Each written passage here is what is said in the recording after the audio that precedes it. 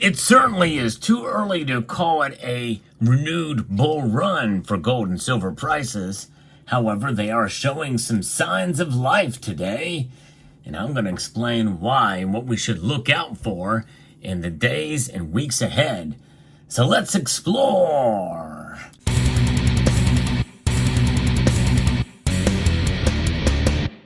Yes, indeed, on this July 30th market report for the precious metals, we are seeing positive movement up. Not a surge in prices, but a solid uptick in prices for sure. In fact, silver is up almost 50 cents today. That's pretty darn good considering what we've been seeing here last week. But first, let's talk about gold. Gold is up 1% moments before the markets close, and that is up $25.30 to $2,410. So it is now broken through that psychological number again, $2,400 gold. Makes me glad I made a purchase when I did. And then silver is up 1.76%, up 49 cents to $28.42. And I tell you, it makes me actually regret the silver purchase I made. I just picked it up, and I'm going to show you what I purchased and how I lost money buying silver in a moment. So stay tuned for that. I'll show you what I got. It's actually pretty cool. Now, the platinum and palladium markets are actually mixed, with palladium falling more than platinum rose today. But we're going to talk more about what's happening with the gold and silver market. I'm going to be referencing an article here from Reuters about what's going on in the precious metal space. People are looking for bargains today, and they're perceiving that we are going to see rates being cut by the Federal Reserve, and so they're looking for bargains from the dips that we saw last week. That's really what it boils down to here, as Reuters reports that gold prices have gained around 1% as investors remain optimistic that the U.S. Federal Reserve could drop clues about lowering interest rates in September at the end of the policy meeting this week. Yes, Europe is showing some more cracks within its economy, and they are set to cut rates in September, and the U.S. is expected to cut rates as well. In fact, I think Canada and the United Kingdom have already done that, from what I understand. And this is what is supporting the gold market, and by extension, the silver market as well. In fact, silver reacted even more positively today. Really what we should be used to seeing with silver. But still, that gold to silver ratio is still very, very high. And at 85 to 1 right now, 85.06 technically.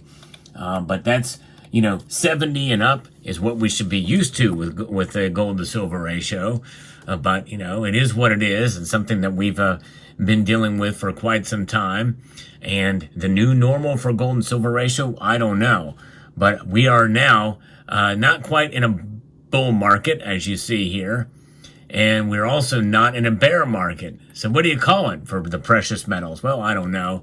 It just is what it is, the movement in the price. But it is fascinating to see what we're going to be waiting for as we head into the end of the week. And we're awaiting a series of U.S. employment data scheduled to be released this week, including the pivotal non-farm payrolls report that's due on Friday. U.S. job openings fell marginally in June, and data for the prior month was revised higher. That just goes to show you these revisions take place all the time, and the chefs at the Cook the Books Club take advantage of that reporting. And so when job openings fell and was revised higher, pointing to continued labor resilience that is underpinning the economy.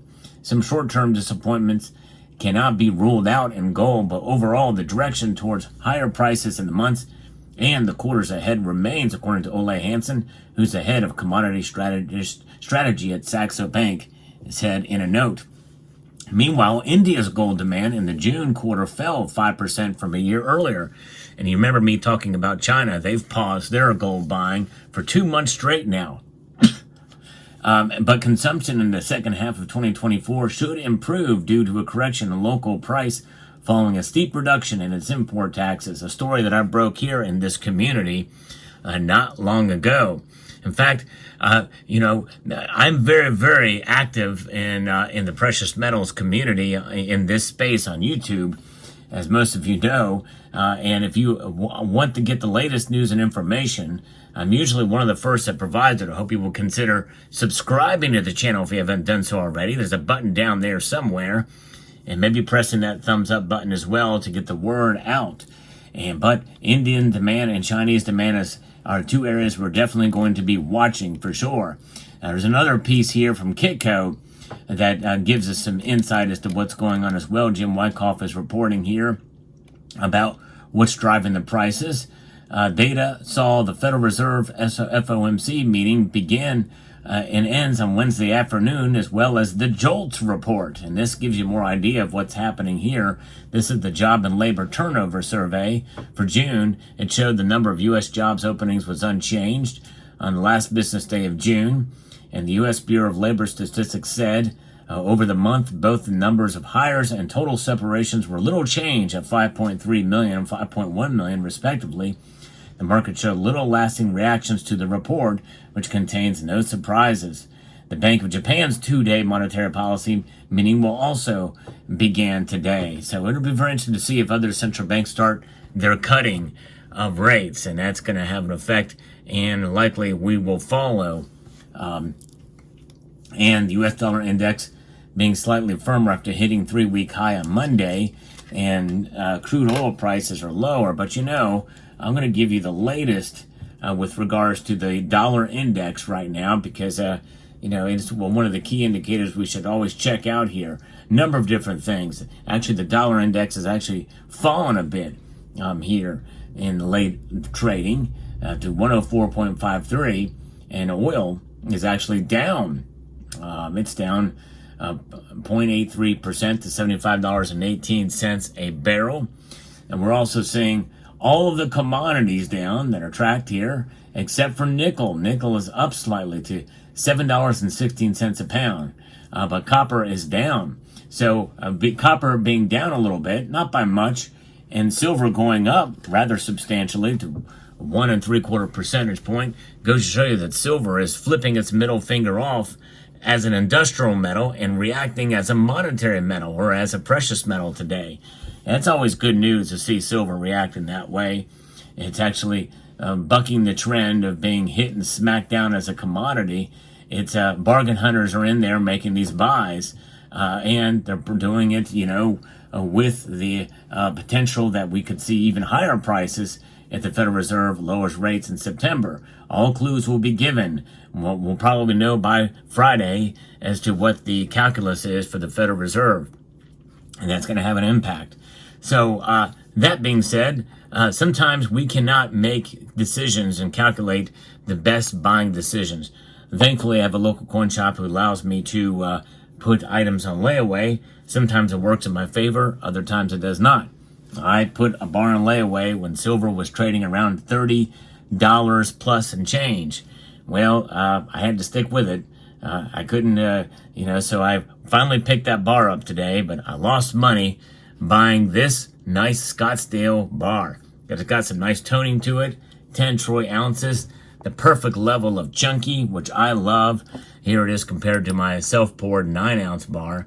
I just love this kind of style and size for silver. So I'm very pleased to be able to add this to the collection and stack. And so there it is with this little silver bar there. I mean, gold bar. That's a gold bar. This is silver. In case you're confused, the one that's yellow is gold. The one that's silver is silver. Yes, indeed. So there it is. But you win some, you lose some, and that's the nature of stacking.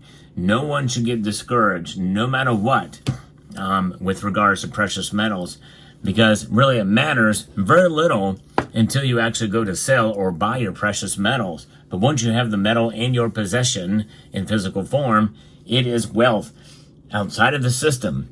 It cannot be tracked, traced, and what have you. And so therefore, it only provides one type of risk, single-party risk. And that means it's up to you to protect your metals. No question about that. So there it is. So What are your thoughts about silver and the prices for silver today and for gold?